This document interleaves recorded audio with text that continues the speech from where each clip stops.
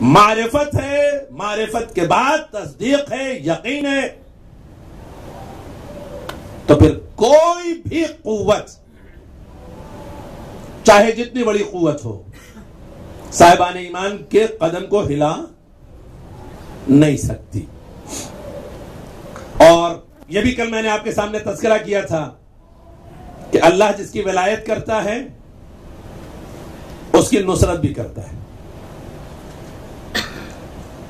اللہ جس کی ولایت کرتا ہے اس کی نصرت کرتا ہے، انجانے میں نہیں۔ یہ بھی اعلان پروردگار ہے کہ اللہ تمہارے دشمن سے واقف ہے۔ واللہ عالم بأعدائکم وکفی باللہ ولیوں وکفی باللہ نصیرا۔ اللہ تمہارے دشمن سے واقف ہے اور اس کے مد مقابل تمہاری ولایت اور نصرت کے لیے کافی ہے۔ اگر اللہ ہمارے دشمن سے واقف ہے اور ولایت و نصرت کے لیے کافی ہے تو پھر بے چینی کس بات کی ہے؟ پریشانی کس بات کی ہے؟ ڈرنا کس بات کا ہے؟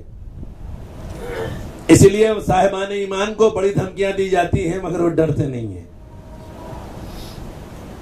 مومن کبھی خائف نہیں ہوتا ہے، ورنہ جس طریقے سے حکومتوں نے محبان اہل بیت کے خاتمے کی کوششیں کی ہیں، آج ان کا وجود مٹ جانا چاہیے تھا، ختم ہو جانا چاہیے تھا، لیکن حکومتیں ختم ہو گئی ہیں، یہ نہیں مٹے ہیں۔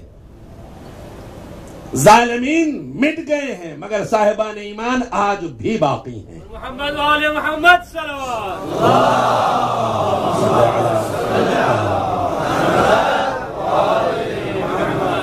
اب صرف گروہوں کی صورت میں اگر ہیں یا اور بھی اگر کہیں اقتدار قائم ہو گیا ہے تو ان سے بھی ڈرنے کی ضرورت نہیں ہے، کیونکہ یہاں خوف نہیں ہوتا۔ کیوں؟ انسان ڈرتا کب ہے؟ ایک شے آپ کی ہے، اس کے ضائع ہونے کا خوف آپ کو ہوگا۔ کوئی بھی چیز، مکان آپ کا ہے، اس کے منہدم ہو جانے کا ڈر آپ کو ہوگا۔ گاڑی آپ کی ہے، اس کے ٹوٹ جانے کا خوف آپ کو ہوگا۔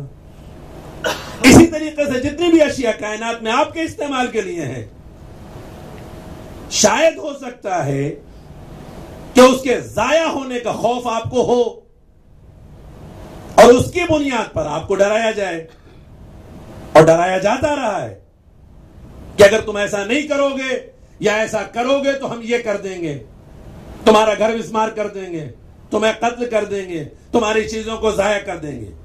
یہی کہا جاتا ہے نا کہ نہیں کہا جاتا ہے؟ بھئی اگر آپ کی چیزیں آپ کی ہیں تو آپ اس کی حفاظت کیجئے۔ مومن کبھی بھی نہ اپنے آپ کو اپنا سمجھتا ہے نہ اپنے مال کو اپنا سمجھتا ہے۔ کیوں نہیں سمجھتا؟ اس لیے کہ اعلان پروردگار ہے، ان اللہ اشتری من المؤمنین انفسهم واموالهم بان لهم الجنہ۔ ہم نے صاحبان ایمان کے نفس کو بھی اور ان کے مال کو بھی جنت کے عوض میں خرید لیا ہے۔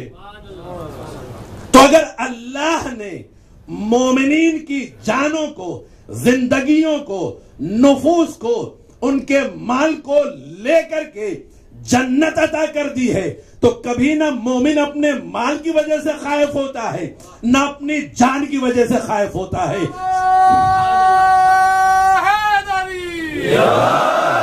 محمد وآل محمد بلندر صلوات صلی علی محمد۔ مومن کبھی بھی اس وجہ سے خائف نہیں ہوتا ہے کہ ہمیں یہ نقصان پہنچا دیا جائے گا، ہمارا یہ لوٹ لیا جائے گا۔ ٹھیک ہے، اگر ہمارا ہوتا تو تم لے لیتے تو ہمیں افسوس ہوتا۔ بھائی ہمیں جو ملنا تھا ہمیں قیمت مل چکی ہے، باقی تمہیں جو لے جانا ہے تم لے جا سکتے ہو، اگر تو لے جاؤ، تم جانو اور اللہ جانے، مگر اتنی آسانی سے ہم بھی نہیں لے جانے دیں گے کیونکہ اللہ نے اسے خرید لیا ہے۔ اللہ نے اسے خرید لیا ہے تو مال پروردگار کو ہم تمہیں ایسے ہی نہیں لے جانے دیں گے۔ اور اسی لیے بار بار معصوم آگاہ کرتے رہے صاحبان ایمان کو کہ تم اپنی حیثیت کو پہچانو، اپنے مقام کو پہچانو. کبھی بھی اپنی زندگیوں کا سودا جنت سے کم پر نہ کرنا.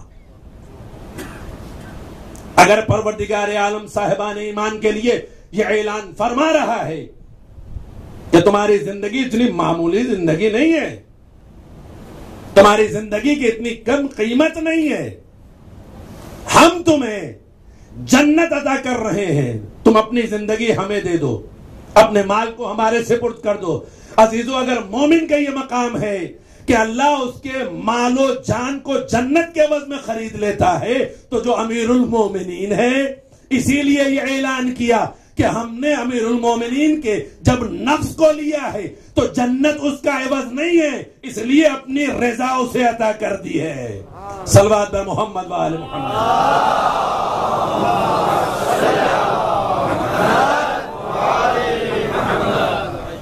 ہم نے امیر کے نفس کے عوض میں جو امیر المومنین ہے، جنت کیا ہے؟ جنت تو ان کے فرزندوں کی سرداری میں ہے. لیکن ہم نے اس امیر کو اس کے نفس کے عوض میں اپنی رضا عطا کی ہے. وَمِنَ النَّاسِ مَن يَشْرِي نَفْسَهُ ابْتِغَاءَ مَرْضَاتِ اللَّهِ وَاللَّهُ رَءُوفٌ بِالْعِبَادِ. اور یہ ساری خریداری جو ہے وہ انجانے میں نہیں ہوئی ہے. پروردگار عالم جانتا ہے کہ کون لیٹا ہوا ہے، کیوں لیٹا ہوا ہے، کس لیے لیٹا ہوا ہے. تو مولا نے بھی یہی بتایا ہے، اور مولا سے اکثر یہ سوال کیا جاتا رہا، کیا آپ دشمنوں کے نرغے میں بے خوف و خطر چلے جاتے ہیں؟ کبھی خوف کس بات کا؟ اگر یہ اپنی زندگی ہو تو خوف ہونا چاہیے. جب اپنی زندگی نہیں ہے، اس نے خرید لی ہے، تو جب تک وہ چاہے گا رکھے گا، جب چاہے گا بلا لے گا. جب تک چاہے گا رکھے گا، جب چاہے گا بلا لے گا. جب بھی اس کی راہ میں قدم نکالوں گا تو تم استقامت پاؤ گے. اور یہی وجہ ہے کہ ایمان کی علامت مولا متقیان نے اس میدان میں بیان فرمائی